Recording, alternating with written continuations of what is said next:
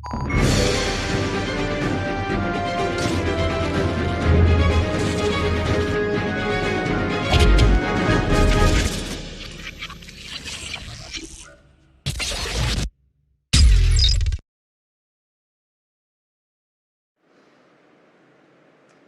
good evening, and thank you for joining us on day 297 at Good Governance Yaya, GGY.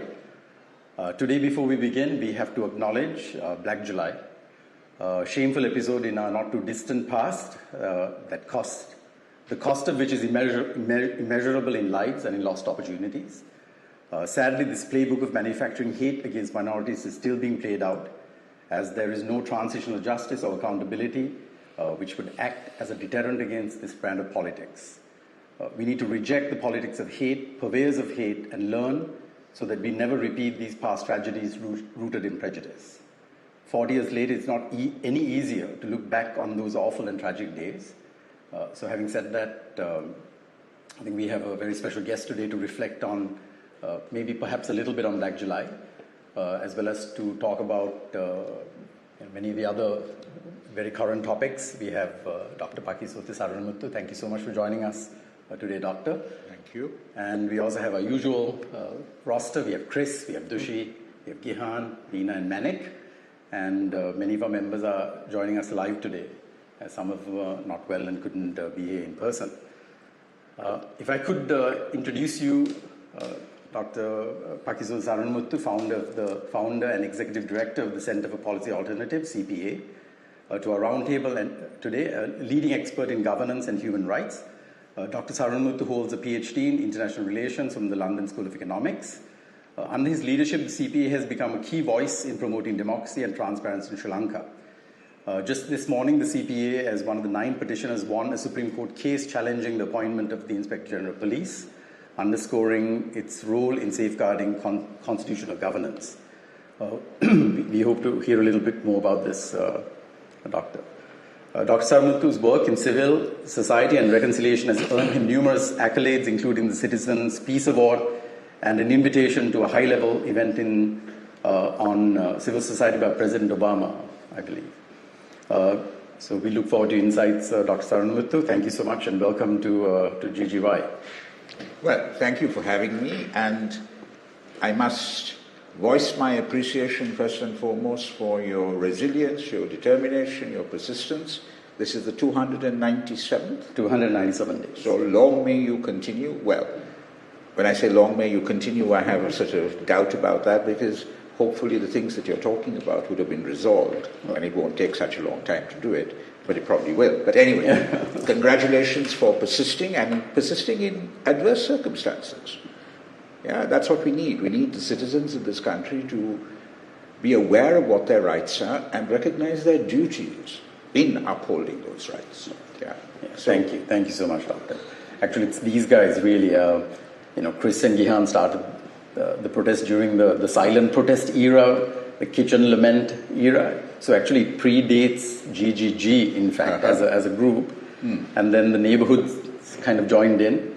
And although the primary objective of Gota Go Home was achieved, we felt that we needed to continue because the real goal was systems change, and we really don't see any of those objectives being sort of achieved in any meaningful way, and that is why we are still continuing. Am I right, Chris? Yeah. Anything that you want to add to that? That's pretty much it. Gota left. But 134 Portu members selected Ranil Wickremesinghe. Yeah. So only the president changed, but the machinery, everything else, to a large extent, remained. Yeah, thank you. No, you were to ask so I wanted to just say, so how do you view the recent Supreme Court ruling? What happened today? So the Supreme Court has basically given us and the 7 other petitioners, because there's CPA and myself, leave to proceed with regard to the appointment of Deshabandhu Thennakoon as IGP. Right. And they've also said that in the meantime, until they hear the case out, he has to be suspended from his position as IGP, and the government has to appoint an interim IGP. Right. Now, I understand the cabinet has met and they've said that they're going to come up in 2 days with their response Yes. to the Supreme Court decision. Well, let's hope that their response to the Supreme Court decision is honoring and respecting the decision of the Supreme Court to say that Deshbandhu Tenukun cannot be IGP and that they will appoint a new IGP rather than go on for a full head-on confrontation. Right. Because the arguments in the case were that the Constitutional Council has to approve the appointment of the IGP, and in this case that did not happen. Right. Secondly, of course, we have the egregious, shameful thing of where someone who is being declared as complicit in torture is the chief law enforcement officer in this country. I mean, where in the world would this kind of thing happen? Right. I think that alone was abhorrent. Yeah. So we will wait to see. I think the date is in November where they will hear the case again. But in the meantime, he cannot be IGP. So we have seen the ruling on the local government elections being basically disregarded. What is the danger if this is not, if they don't comply with this? Because I mean, if they're saying we're going to give you a decision in 2 days, I mean, is that their role? Shouldn't they just comply? No, I mean, in any country, in any functioning democracy, you have a separation of powers: executive that implements the laws, the legislature that makes the laws, and the judiciary that interprets the laws. So now, what you will get is a head-on collision between the executive and the judiciary, because if they disregard, and this is not the first time that they have disregarded it, but this is a very serious decision. If they disregard it, we get a head-on collision. Now, what that means is the rule of law in this country is going to be very badly affected. You have a Supreme Court, but if the government disagrees with what the Supreme Court decides, it just goes ahead and does whatever it wants. So why on earth do we need a Supreme Court as a consequence? Right. So there is actually a broad implication for rule of law and governance. Absolutely. And almost like a constitutional crisis if they don't comply. Yes. And therefore, when we go to a presidential election, people will have to decide, and in the general election, they'll also have to decide on as to whether or who amongst candidates is best able to protect the rule of law as it stands in the country. Right. Anyway, we must thank you and congratulate you and the 8 other petitioners for taking the step and going through this process. Right. This is basically a public interest litigation. Right? True. Thank you. I keep being thanked for things I'd rather not do. Right. I mean, people shouldn't have to run to the courts to redress whenever there's an agreement. I mean, in this country, as a consequence of this sort of tension between the three arms of government, the court, which should be the last resort, is now fast becoming the first resort. Right. And that's very dangerous. Right. Okay.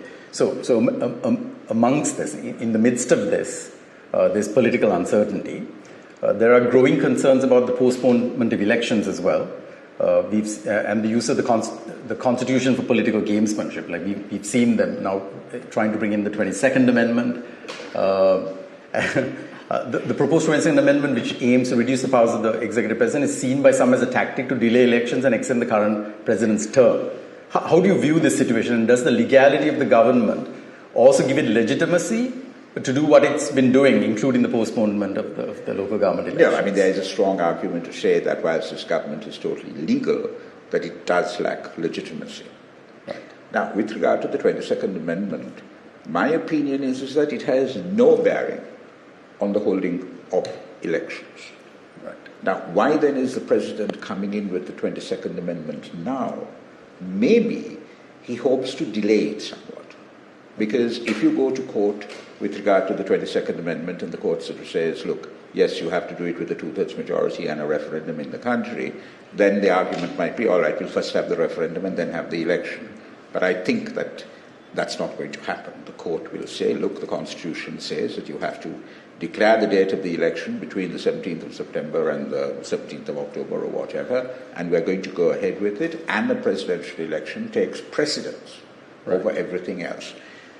Amending the 22nd Amendment or whatever it is can be the business of the next Parliament. Right. So this 22nd Amendment coming now, right after all the proxy efforts to delay the election. Now, we saw a couple of proxies going in and trying to make various cases to delay the election, right?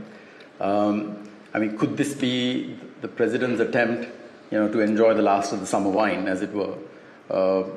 Knowing that electorally that it will be a difficult task for him to regain that position.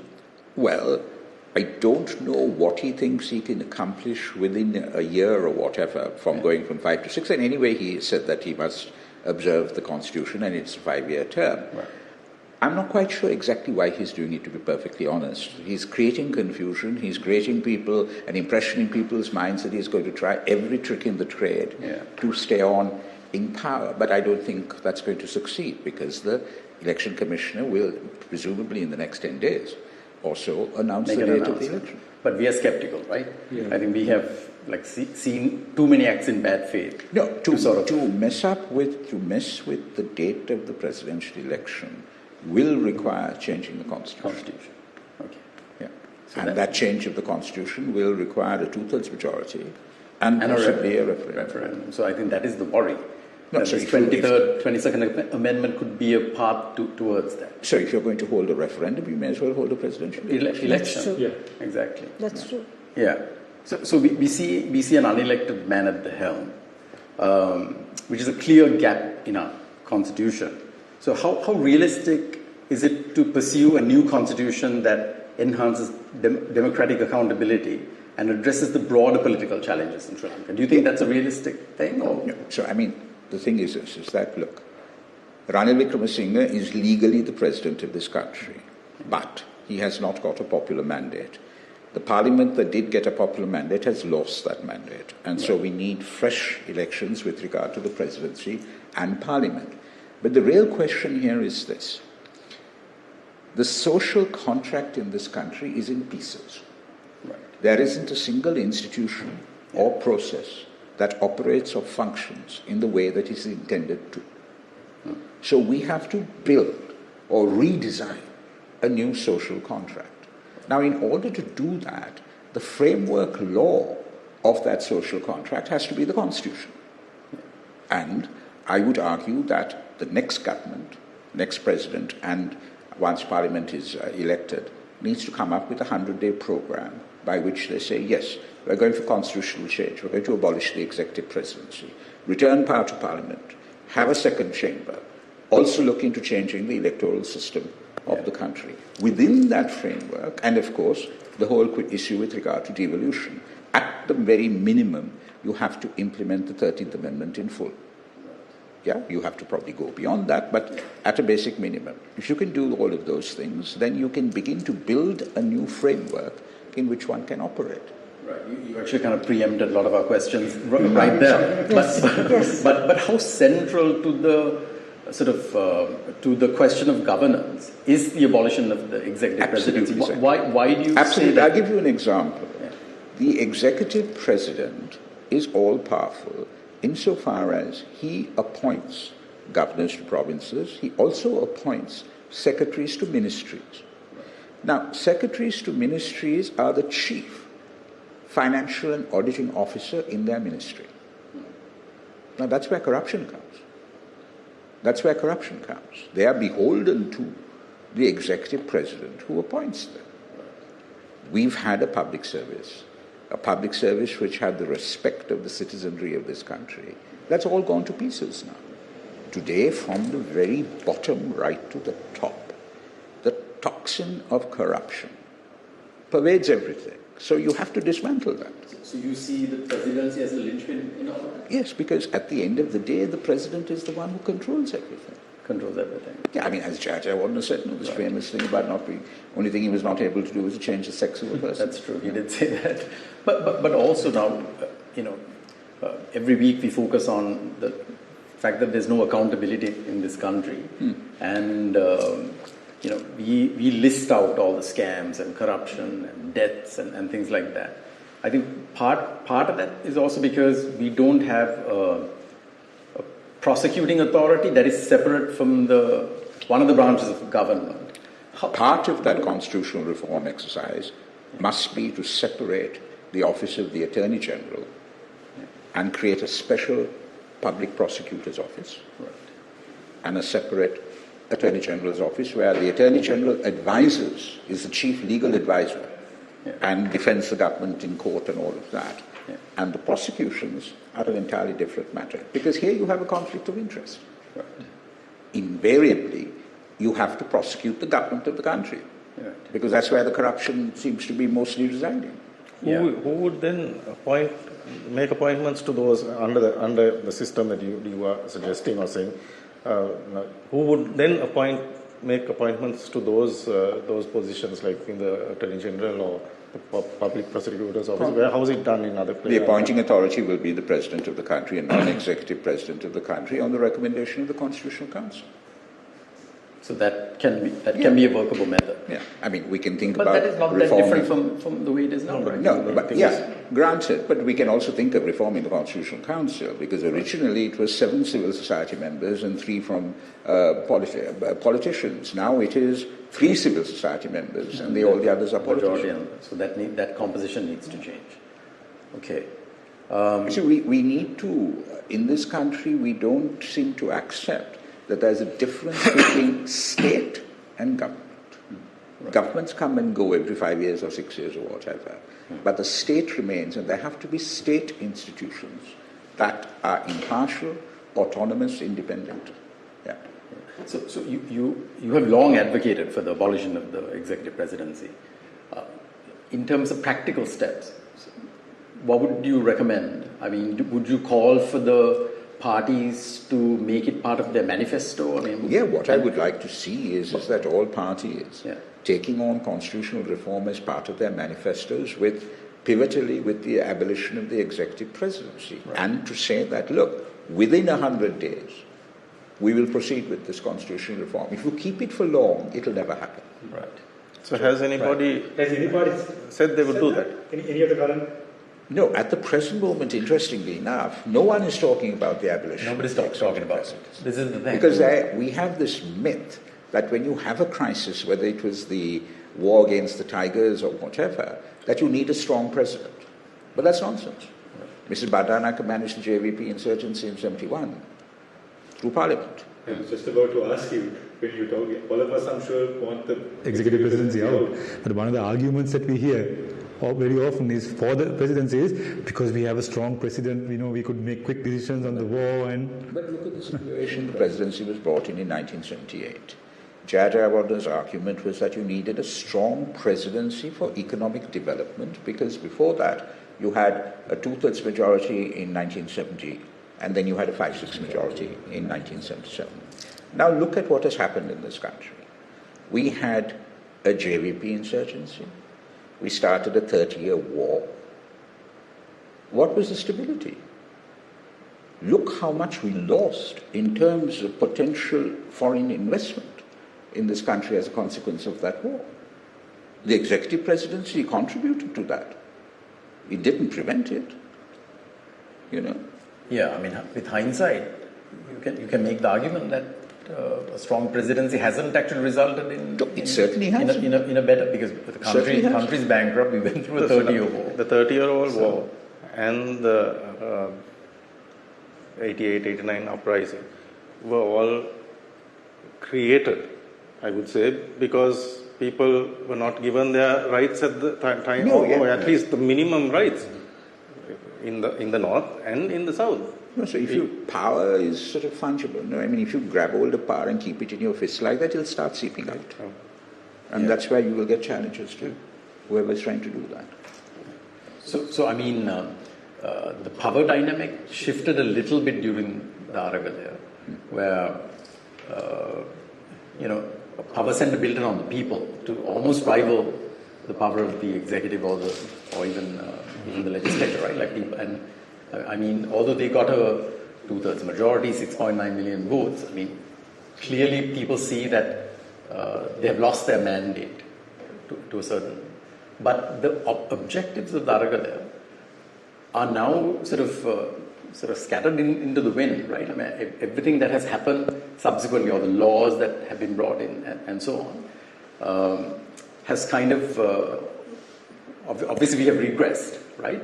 So how do you sort of address that? I mean, that they can actually bring in these types of laws and then sort of, keep people suppressed. And now we saw yesterday a gazette was issued to bring in the military.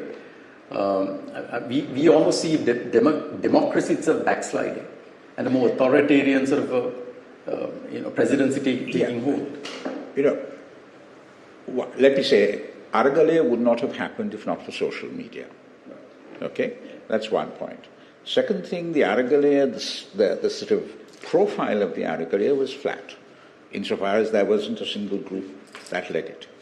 As a consequence of that, I think when it came to the sort of mantra of system change, people had different attitudes. Now, I was told that in the Aragalaya, there were people who didn't understand the significance of July 1983. That there were people who didn't understand that July 1983 happened. Yeah. And that in the night there were major debates about should we abolish the executive presidency or not, and that some almost came to fisty blows and all of that kind of thing. I mean, so the Aragalaya, in a sense, therefore, at one level, ostensibly created what Sri Lanka could be in terms of it was non-sexist, non-ageist, non-ethnic, all of that kind of stuff. Okay. But if you are to talk about system change, you have to come up with a program. And I think that was what was missing at the end of the day. Got rid of the Rajapaksas, got rid of them from government, but certainly not from politics. So when Ranil Wickremesinghe became president, and there were those elements that tried to march on parliament and all of that, and then he reminded people about 88, 89 and talked about them trying to grab power by force and all of that kind of thing, the middle class deserted the Aragalaya. They deserted the Aragalaya, and my bet is they're probably now looking at ways of getting out of the country. I don't know how many of your friends are in that situation, but I think a fair number. All have a fair number of people. Even within the GGY group, we know a number of people backed out right after. Yeah, so they want to get out of the country. The grass is greener on the other side kind of argument. So the thing is that maybe there still is an Aragalaya mindset as to how many people subscribe to it is debatable. But we do know that we need change. And we need change of a very fundamental nature. We need that constitutional reform. I think that there is this culture of entitlement in this country. I mean, look, we have 1.5 million public servants. What do they do? When Mahinda Rajapaksa came into power, I think there was only about 350,000. 1.5 million public servants. Every election, political parties promise to take another 10,000 and give another 10,000 rupees to those who are there. We can't do this. It's entirely unsustainable.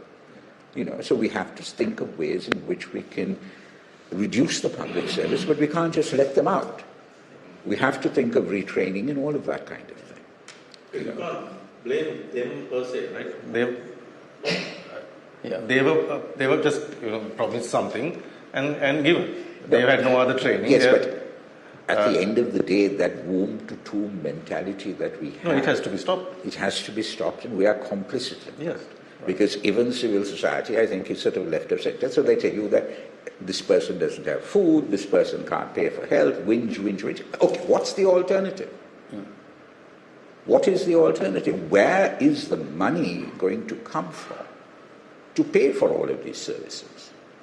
Right. I think those are the questions that we need to ask in terms of how do we get out of this. Because look, you look at it at one way, to get back to where we were when the damn crisis broke, it'll take about 10 years. Then it'll take 10 years to catch up with the 10 years that we have lost with that.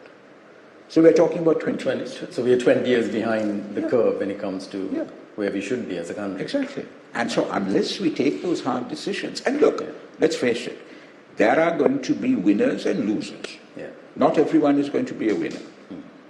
So you need a government, therefore, that will talk to the people will trust, carry the people along with them in order to effect the major changes that are necessary. Right. So mandate. I think Chris is itching to say something. I was going to say something. I was going to say one point, because he said 2048. He did say 2048.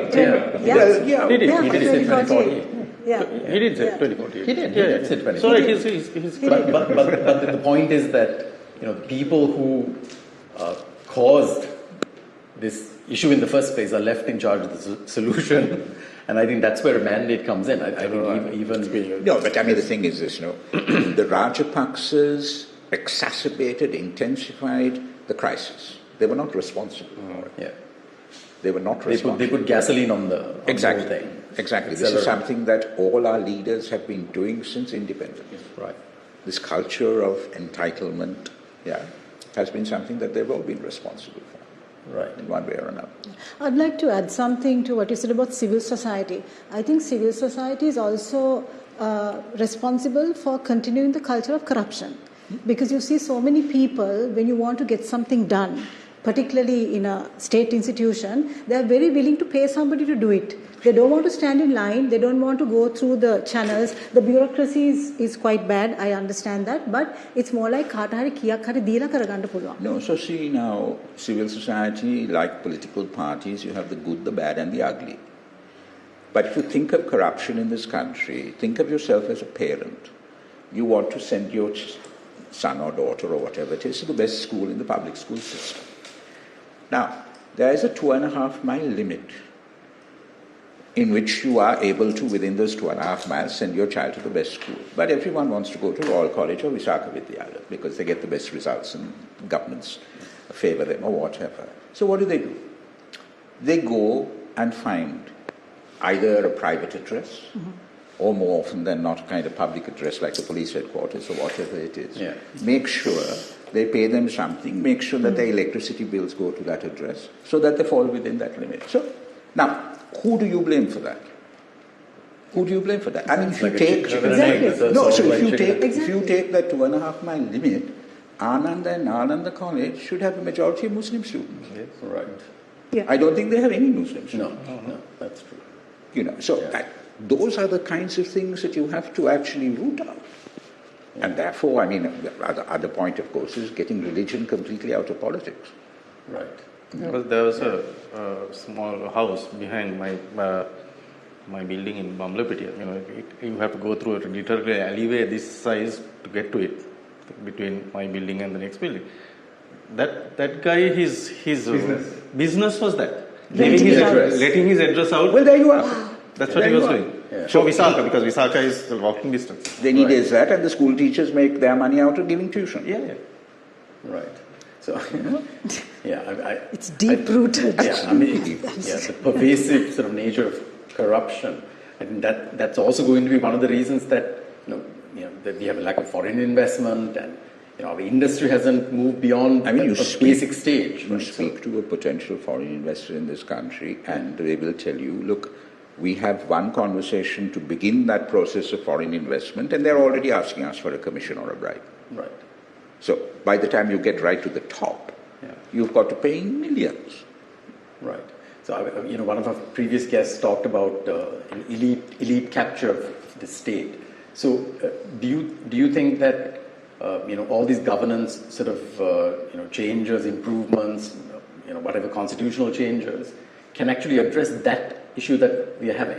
Well, it will go so far, but not that much further, because at the end of the day, there's always this debate, do laws change society, or does society change laws? Yeah. So you can have excellent laws on paper, but if you don't have the animating political culture to make it work, then finito. There's nothing going to happen. I mean, our laws at one level are not so bad. Yeah. It's just that they're not implemented. Right. So it's the culture of impunity. So now we as a group, we were advocating for like new political parties to come in, right? More representation in the political system. But whenever we met people, whenever we spoke to political parties, we see that the barriers to entry are very, very high. How much of a responsibility does this proportional representation system have when it comes to that? No. Now, we have an electoral system which makes the basic unit the district. Yeah. Now, the district requires a heck of a lot of money. It's a major deterrent to women taking part in politics, coming forward as candidates. Right. So what we, at CPA, what we proposed is you have what we call a mixed member proportional representation system, whereby you have, at the end of the day, the number of seats in parliament for a particular party is based on the percentage of votes of the popular vote that they gained. Now, it's composed of first-past-the-post constituencies as well as a PR list. So you divide the country up in first-past-the-post, and the advantage there is that it will allow women to take part. It will give you, you are my MP. We don't have to think of 36 odd MPs like in Colombo or whatever it is to go to with our complaint. Yeah. So you have a constituency MP, that level of representation is there. So now, for example, if the number of seats won on a first-past-the-post situation is less than what the party should have in Parliament, you top it up from the proportional representation list. Yeah. That way you get a much more representative situation in Parliament. And in addition to that, you need a second chamber. You need a second chamber where the provincial councils, we're talking about devolution out there, but they have to have a stake in the centre as well.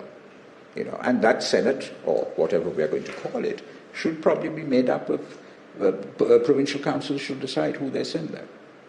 No, Doctor, now this new electoral system or hybrid system, is that something? That's what we're talking about. That's what sure. Okay, right. So is the next election going to be? No. In fact, Vijayadasa Rajapaksa specifically said that no constitutional amendments will be brought in until after the next election. But now they are proposing this 22nd amendment. And the thing with regard to, there are two issues with regard to the MMP, the mixed member system. One is, of course, delimitation. How do you carve out the first-past-the-post constituencies? Right. Because there are all sorts of questions, including things that we don't talk about, like caste and all of that come into it. Yeah. Okay, so that's one. The second thing with regard to the whole delimitation question and all of that is that it will take quite a bit of time. And the smaller parties that make deals after the election are not too happy about it. Right. So they have to be the kingmakers, as it Yes, because now in 2015, when the Yahapalana government came into office, we did try to persuade, and we got more or less an agreement in principle, at least, with regard to UNP and SLFP at that time in 2015. The other problem with regard to it is also the question of, it'll take time. They will debate it and go on with talking about delimitation and all of that. And therefore the thing will then just, go into the ether, right, as it were.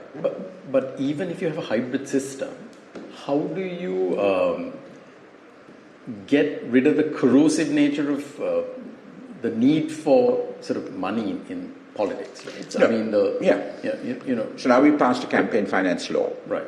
But that is in terms of the overall spending in a campaign. So this will be the first election in which it will be tested. What we need to do is that we need to have intra-party democracy. Our parties are run like local fiefdoms. Yeah. From the leader of the party really has a huge amount of influence.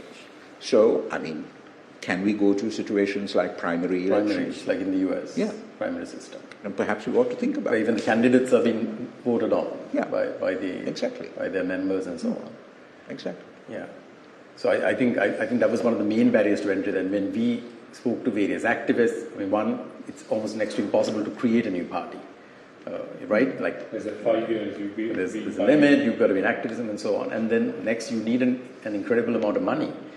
And the money has to come through donations, and then now we see the both parties sort of the opposition criticizing each other for various things about the lack of transparency when it comes to where the money comes from. But at the end of the day, with regard to new parties forming, where did the Aragalaya get money from? Donations. People. Self-funded, So why can't political parties be like that? Yeah. There is no hard and fast rule which says that the party with the most amount of money is going to win the election. No, of course not. No, but the issue is quid pro quo, right? So the issue is that if you are able to make a big contribution, then you have an outsized influence on people who are getting elected by that money. Well, I suppose that will happen to a certain extent, but we need to have a situation where when you donate money to a political party, it is absolutely transparent, you give them a receipt, all of that kind of thing has to be in place. that they might have a disproportionate influence on what you do if you win in government, etc., is possible. But then you have other checks and balances to deal with that. Right. Okay. Any other questions on that? We want to move on to the next topic. Auntie Maubrey, any questions for Doctor? No, I just want to ask. No, go ahead. The mic is right there. Yeah, because we're moving on to another topic. So before that, you can ask. Go ahead. This is about, as we speak, there's a conversation going on. President has called emergency cabinet meeting to decide on the court ruling today about the IGP.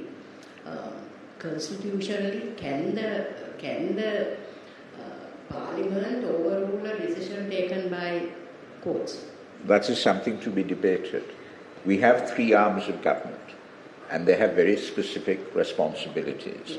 So it's a matter of debate as to whether the court is infringing upon the rights and powers of the executive, or as to whether the executive needs to accept what the court says, because the court, at the end of the day, is the ultimate interpreter of the Constitution. This is a problem that has occurred before and has occurred in other countries as well. But it'd be interesting to see whether we're going to have this kind of head-on clash between the executive and legislature and the judiciary. Parliament power is a sovereign people. So this case is, their fundamental rights have been violated. So it's the people, it's the victory for the people. So how can the Parliament object to that? Well, I agree with you, but unfortunately there are people who don't. Yeah. And we'll want to say that, look, Parliament is the ultimate authority with regard to finance, with regard to appointments, with regard to everything. Yeah. So that's what needs to be contested. So, I mean, in this Deshbandhu's case, the argument is that the process, apart from the appointment of a particular individual, that the process was flawed. Yeah. That's right. And it's only an interim order, right? I mean, it's an interim order. What they have given us as petitioners is leave to proceed with the case. So I think saying that he has been removed also is wrong. Is wrong. Yeah. He's been suspended. Suspended. So the case has not been heard. Just leave to proceed. It's a temporary thing. Yeah. Right? Right. But they have to appoint someone else. Yeah. So they have said until they come up with a decision, they have to appoint an interim IGP. Yeah. So we revisited that at the beginning, but we revisit that. But Dr. Saravanamuttu, the CPA has been a strong advocate for reconciliation and transitional justice in Sri Lanka. We reflected on 83 earlier. What are your thoughts? Because today, like sort of looking at social media and so on, there are people commenting that we don't even learn about this in our history books. Even in schools, it's a chapter that has been sort of wiped from our collective consciousness. Whilst people are reminding people about, what GVP, the atrocities committed by the GVP as a way of silencing them, we kind of like just wash over this particular episode. What are your thoughts on this? Look, I mean, when I said that the social contract has been destroyed and it's in pieces, if you need to rebuild it in any society, you have to start with the education system. Right. Now, I firmly believe that we have 3 languages in this country. All 3 languages should be made mandatory for every child to learn. If we are going to proceed into the 21st century, we need to put a lot of emphasis on English, quite frankly. Yeah. It has to be the language, the lingua franca of our country in terms of the economic development and all of that. Secondly, we need to, now, as far as I know, the teaching of history goes up to, or the teaching of civics, as we used to call it when I was in school, goes up to the 1978 Constitution. So much has happened since 1978. And school kids don't know about it. So we need to reintroduce a subject which teaches kids right from the very start how to be citizens of a functioning democracy, what their rights are, what their duties are. That needs to be taught to them. The third thing that I would say is that, look, we need to get rid of this notion that you have to learn your religion in your mother tongue and it's compulsory. That's absolute nonsense. Religion is for you to learn at home. It's a private thing. If you want to know about religion and its societal influences, let's introduce comparative religion. And then people in this country will recognize that there is so much similar between all of these religions, and that we can build a culture of coexistence. So that educational reform, my God, that has to be done. Otherwise, we're not going anywhere. We're just not going anywhere. We need to focus. People talk about, yes, we need to do science, technology, economics, mathematics, and all of that. But those are tools. Why should one do something? What should one do? Those are questions that you will get from history, from politics, from those subjects. So we need root and branch reform of the education system, absolutely. Can I just jump in there? So there's another issue. History needs to be taught, not as something that you just She's an educator, so... coming from the education sector. History, I feel, history or politics or any of those things have to be taught with a critical angle to it. Absolutely. And that's not happening in the schools. Absolutely. It's not even happening in the universities. That's a huge problem. Absolutely. So history has to be thought of as an argument. Exactly. Not a violent argument, but an argument between two different perspectives. Because I used to be told, for example, during the conflict, but still we have a conflict, but during the war, that Tamil children who went to school were taught a particular kind of history. When they went home, their parents said, all right, you learned that history, but we'll tell you what happened. So there's a big, huge gap. Well, the history is written by the victors. Yes, but here we fought a civil war, so it's Sri Lankans. But there are problems with the textbooks. The Tamil textbook is not the same as a single textbook when it comes to the history of Sri Lanka. What do you say to that? No, exactly. Right. Exactly. It's as bad as that. So that's why if we went to a neutral language in terms of the inter-ethnic problems, English, we can go towards resolving it in some way. But how critical to the process of reconciliation is acknowledgement of things that have happened in the past? We are loath to acknowledge things that happened during the war. We are loath to sort of acknowledge 83. To a certain extent, it's a denial of... Now, in 2015, Mangala Sambalira, as foreign minister, went to the United Nations Human Rights Council and said, we're coming up with 4 mechanisms for transitional justice and reconciliation. Office of Missing Persons, Office of Reparations, a Truth and Justice and Reconciliation Commission, and an accountability mechanism which would have foreign judges and prosecutors. That, of course, would never see the light of day. Yeah. Now, we've got the OMP, the Office of Missing Persons, we've got an Office of Reparations, and this government has started an interim reconciliation commission or whatever it is. Now, in 2016, they set up an entirely civil society committee, basically, of which I was the secretary, to go out and find out what people thought about these 4 mechanisms that Mangala had submitted to the UNHRC. Well, we first told them, I said, look, there is a debate in this country as to what the Sinhala and Tamil words for reconciliation are. They don't know what you're talking about. Yeah. You first need to come out and tell them why this is necessary, So they said, all right, so write a speech. So we wrote a speech for President Sirisena, which never saw the light of day. We went all over the country. We had town hall-sized meetings as well as focus group discussions. The one thing that came out clearly from the north and from the east and south and west was, look, the government of Sri Lanka has to acknowledge the truth. They have to acknowledge the truth. That is the starting point. In fact, in Mathura, we had about 450 people in a town hall-sized meeting, and, they said to us, we know what the army did in 1988-89, so we can just imagine what the army did in the north. Those kinds of sentiments were made. And they said, look, if you have any of these kinds of mechanisms, make sure that they are set up in the areas where the victims are. Secondly, that they operate in a language that the victims speak, and they also wanted to be part of them. So getting people involved in terms of uniting this country in a meaningful way is tremendously important. We are not going to go anywhere if we see it in purely ethnic terms. I think what's happening now is that The government is looking at the question of reconciliation purely through economic lenses. They're giving out land and all of that. All of that's fine. But there has to be something else that goes with it. Not a single of the presidential candidates, as far as I know, have come up with a vision for Sri Lanka. And a vision for Sri Lanka which incorporates the aspirations of all the peoples who inhabit this country. We have to really put the punch, as it were, in this notion of unity in diversity. We went against the Tamils. We went against our own people in terms of when the Sinhala majority talks about it.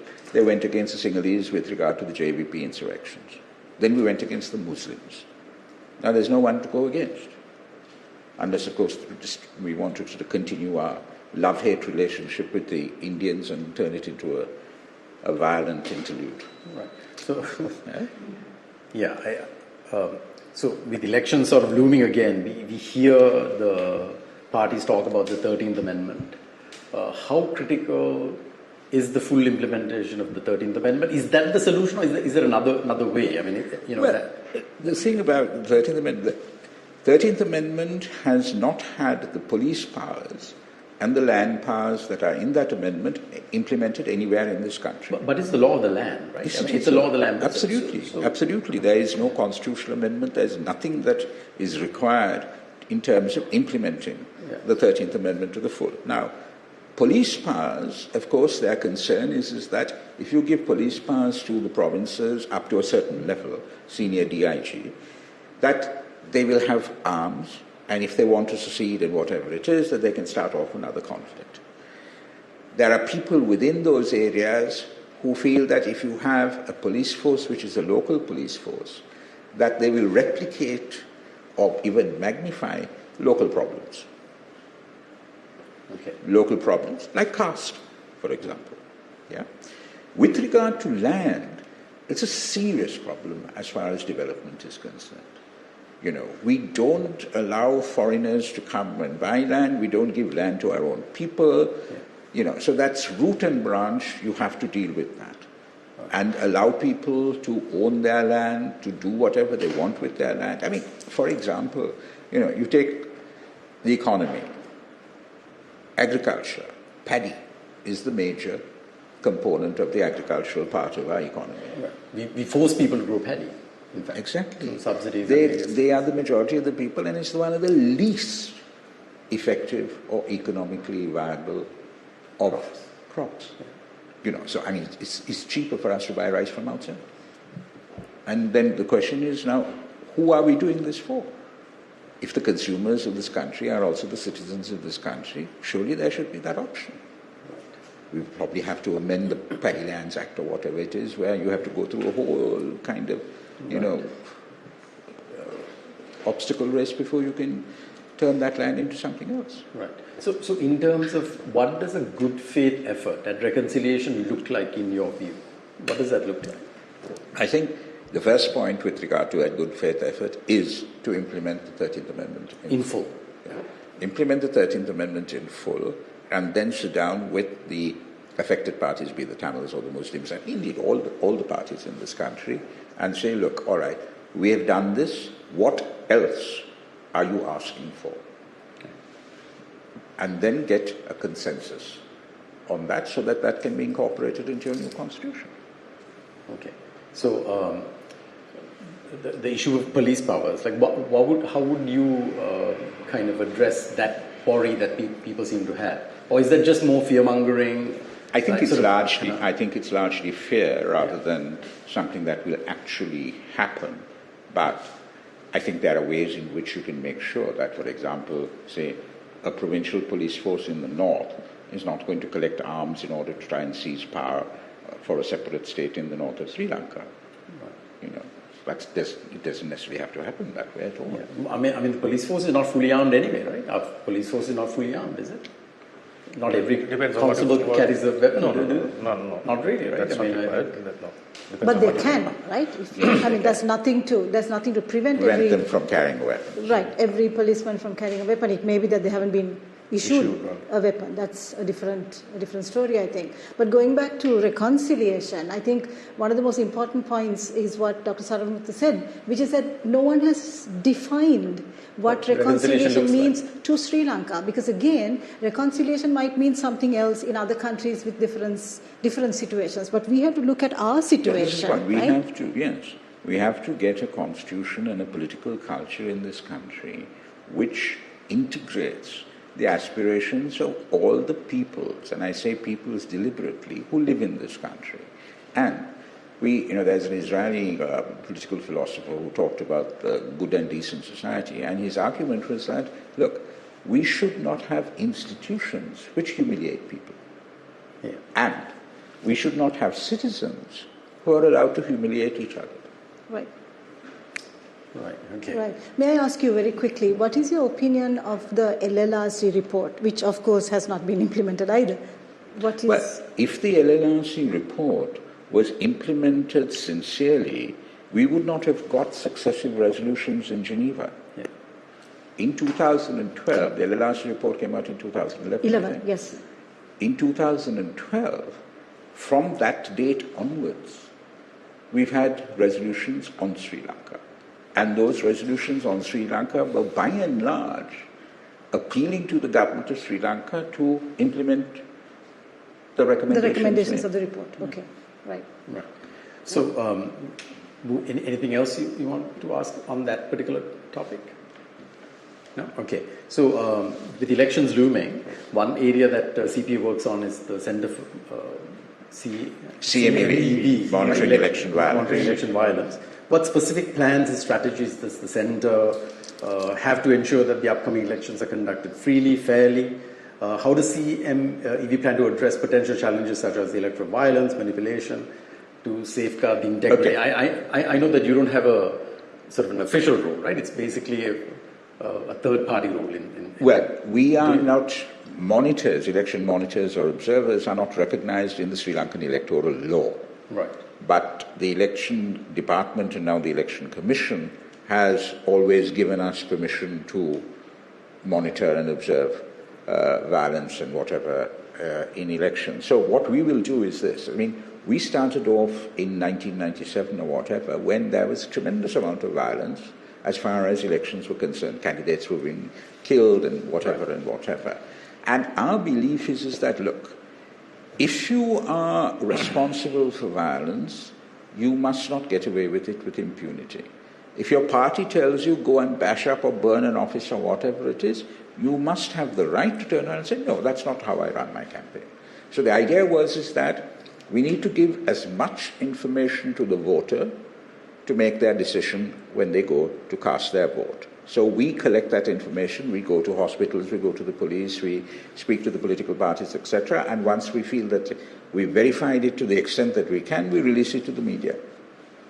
So that's what we would like to continue to do, because I think we can claim some success in the last couple of elections. However, this one is a three-cornered fight. The first time it's really a three-cornered fight. And the general election too, there is all these questions of whether anyone will get the 113 overall majority of seats. It'll be violent. You feel I think it will be violent. On the ground, there is a possibility of violence. That's or the probability of violence. Sobering. Yeah, I hope it's not the case, but yeah. Right. Okay. I mean that that is. It's going to be a closely fought election. Yeah. So. Now, with the elections, now we talked about manifestos. Is there no way that we can make those binding? No. No, because what happens is we have election promises and then nothing materializes thereafter, right? Unless you get Parliament to pass a law sort of saying that, look, every political party must stay faithful to its manifesto or else they are going to be asked to get out of government or whatever. You can't do that. No. Right. No, because what we've seen over the last sort of 10, 15 years is a race to the bottom in terms of integrity of the kind of people who have come into the political process. I mean, that's up to the parties who they nominate.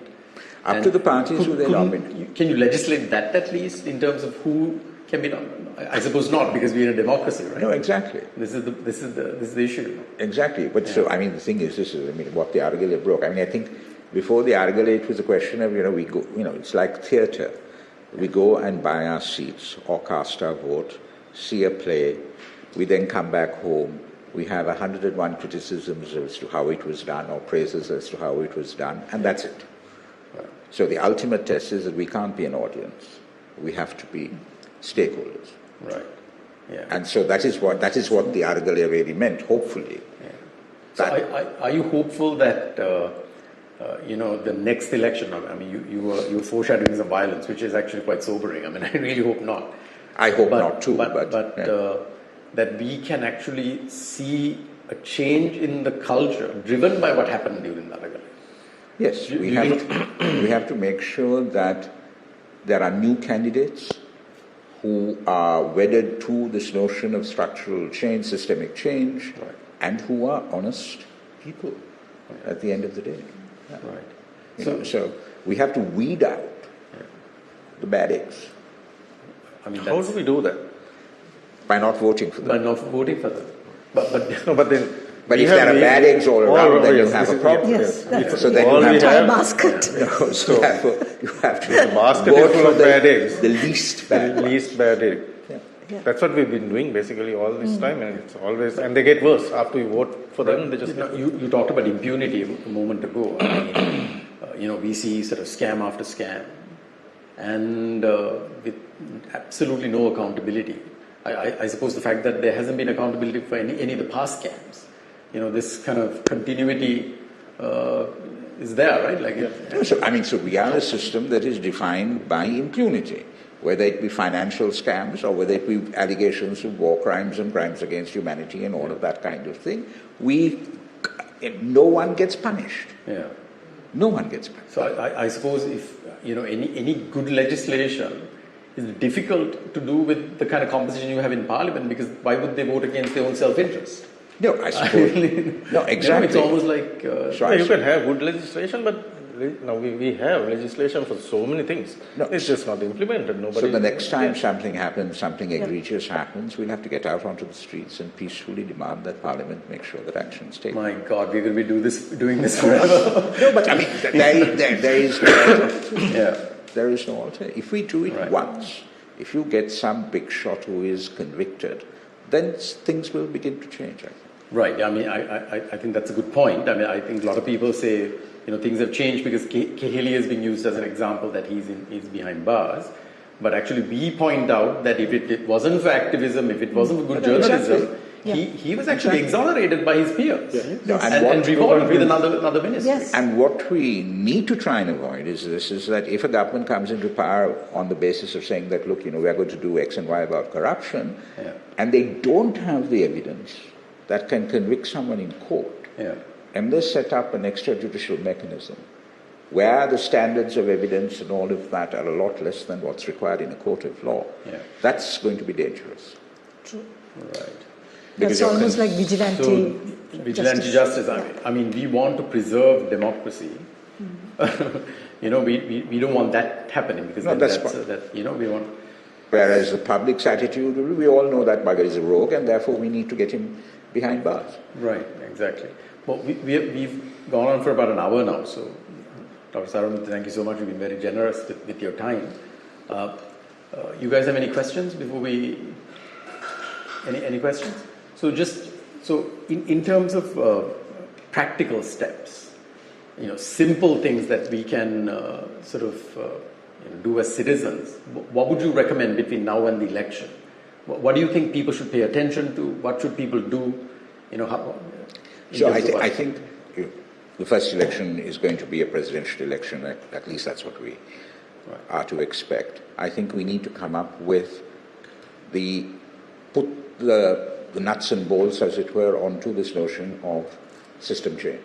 What is it that we want? And say to people that, look, this is a minimum reform agenda. We need you to subscribe to it. Right. I think that's a start. So from constitutional reform to economic reform, all of that, to put in there and say, if you subscribe to this, then we will consider backing you or whatever.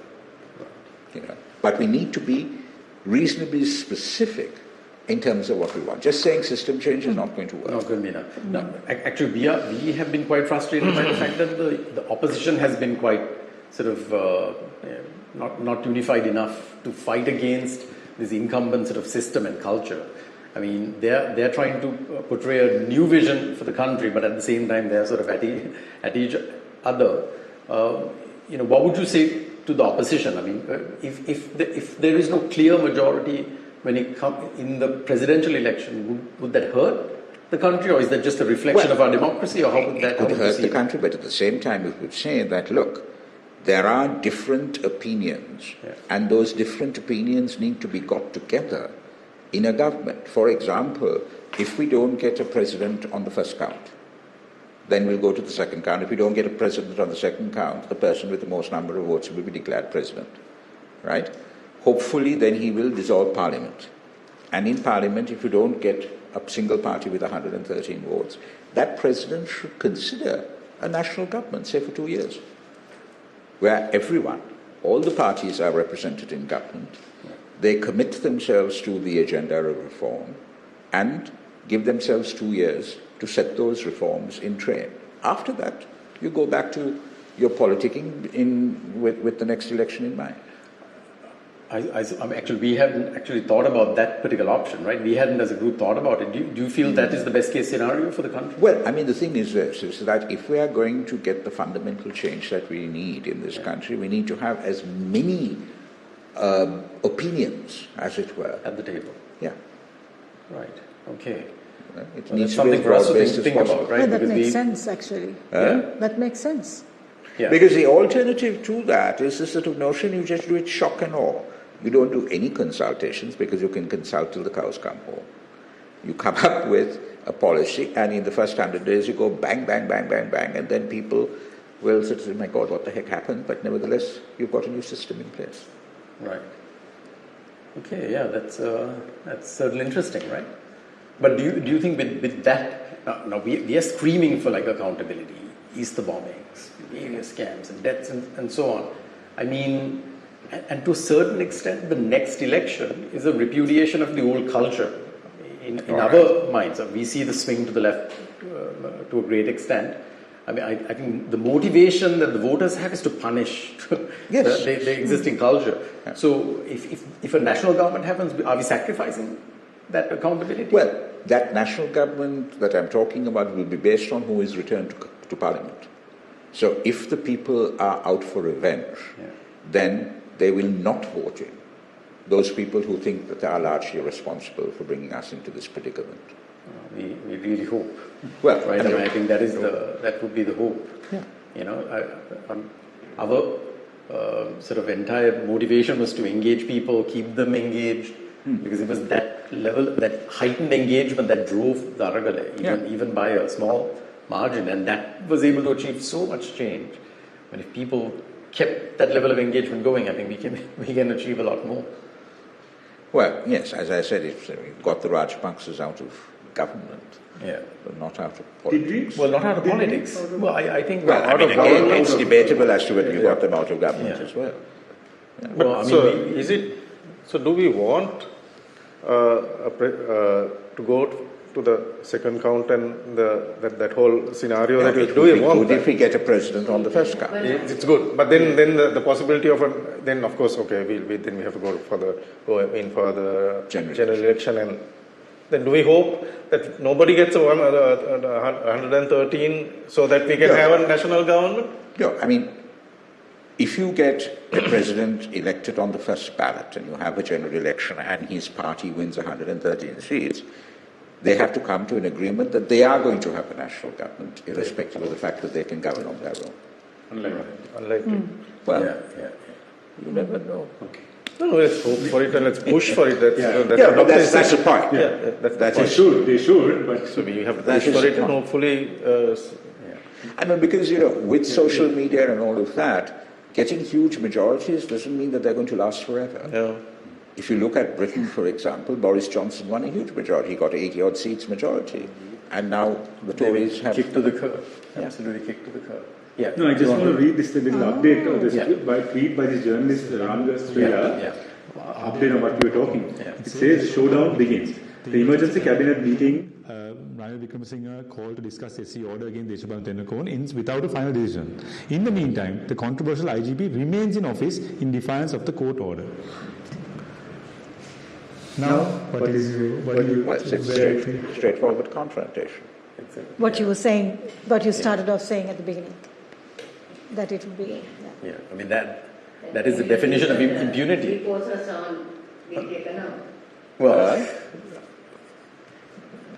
could be the gazette that was issued yesterday to bring the armed forces. The last time that was used was to disband GGY, right? Exactly 2 years ago yesterday when that happened, right? Okay, I think that was a bit of a loaded question to end with. Anything else, guys?